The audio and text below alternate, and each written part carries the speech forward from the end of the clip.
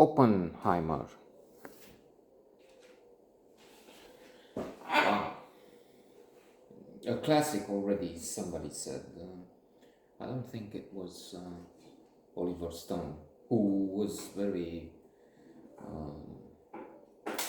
positive about it. Someone else, another a splendid director, I think it was.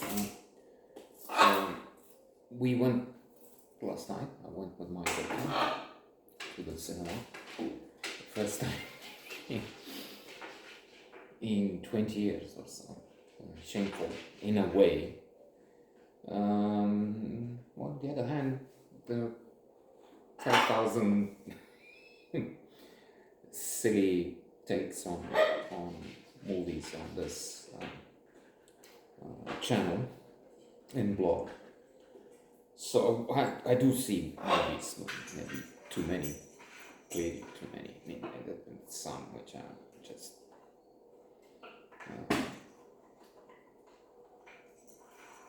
what was that? Like somebody, a ghost, were hammered into a wall. Nah.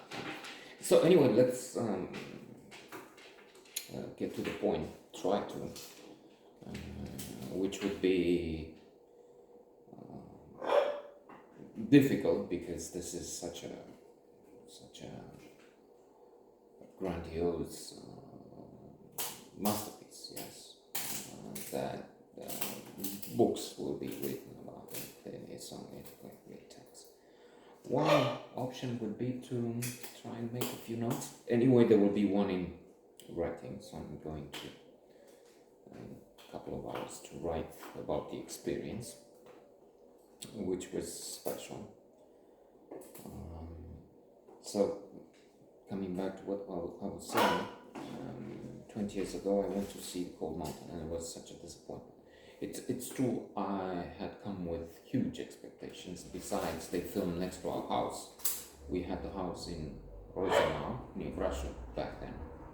And it just happened that they were filming around. At one point they were filming some hundreds of meters from the house in the forest. The house was on the edge of the forest. For the meeting between Jude Law and Nicole Kidman at those huts. Anyway, Oppenheimer, fabulous. I mean, such a fantastic character, complex, brilliant, as he says. He's characterized as loyal, marvelous, such a great mind, extraordinary performances all around. Cillian Murphy, to be able to render on the big screen that vast spectrum of emotions, such a character, such a this mind that is way beyond us, quantum physics. And I was thinking at one point when he was talking to Harry Truman, funny, so much humor, spectacular achievements, technical, Christopher Nolan, of course. I mean, the good thing here is that you don't have to say so many things. They're known a priori.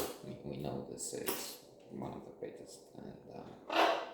And the cast and the film itself, we know it. It's just a question of confirmation, really.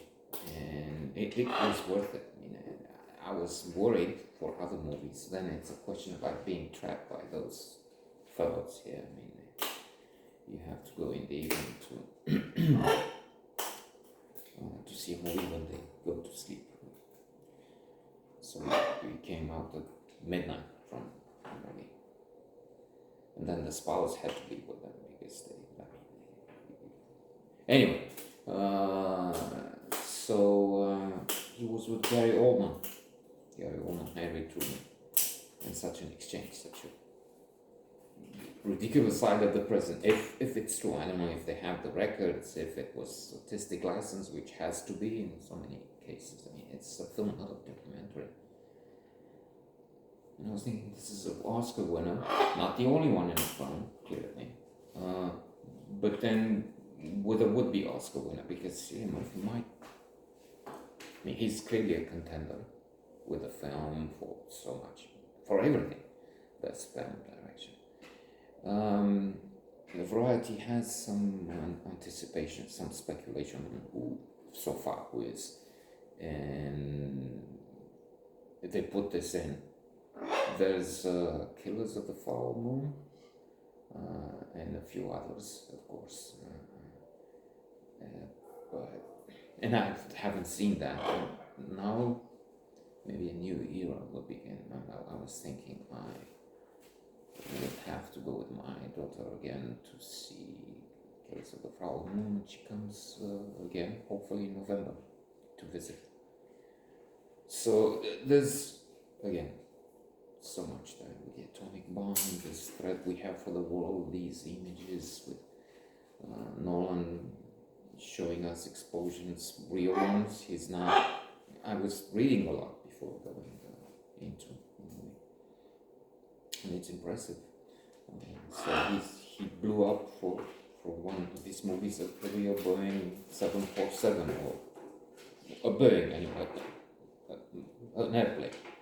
So he's not going for special effects. He wants it to be in the cinema. So no reason to go. The experience probably. And IMAX. Well, IMAX is, I don't know, there's one here somewhere. So still impressive. Fabulous. I didn't go to the bathroom once. I was worried 3 hours. I have to go 5 times. So it even worked on my bladder, not.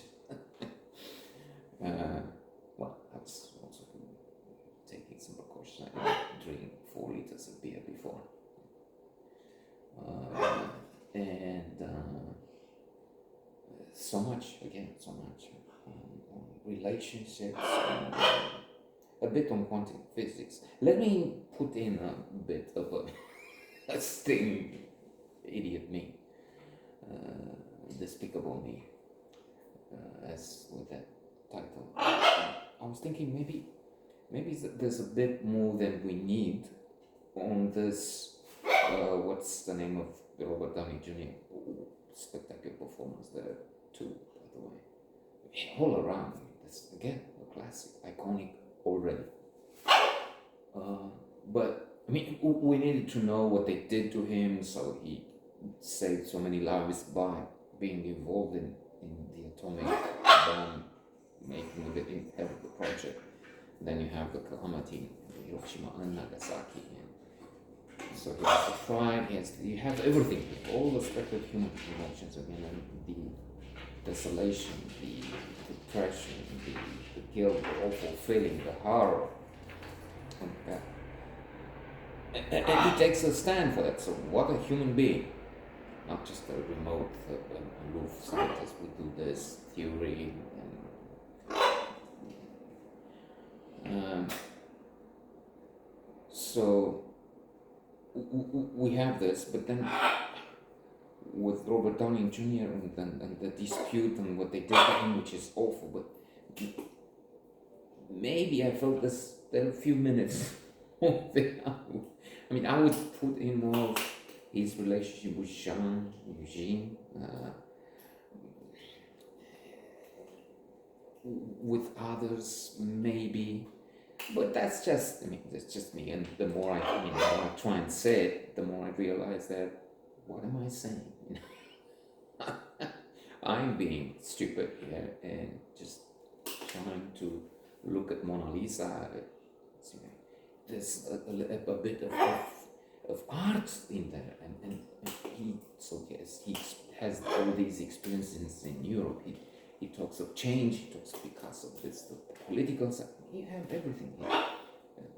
Sympathy for some efforts to change, but he doesn't really approve of the communists. He sends money in Spain because you have the other side, which is horrible. It's true you have the communists, it's how it's helping here, but he's using the channels of the government to get aid to, and so much more inside.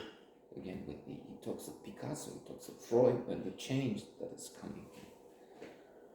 Oh my God, it's really a masterwork, a masterpiece. That's the conclusion, really. Wow.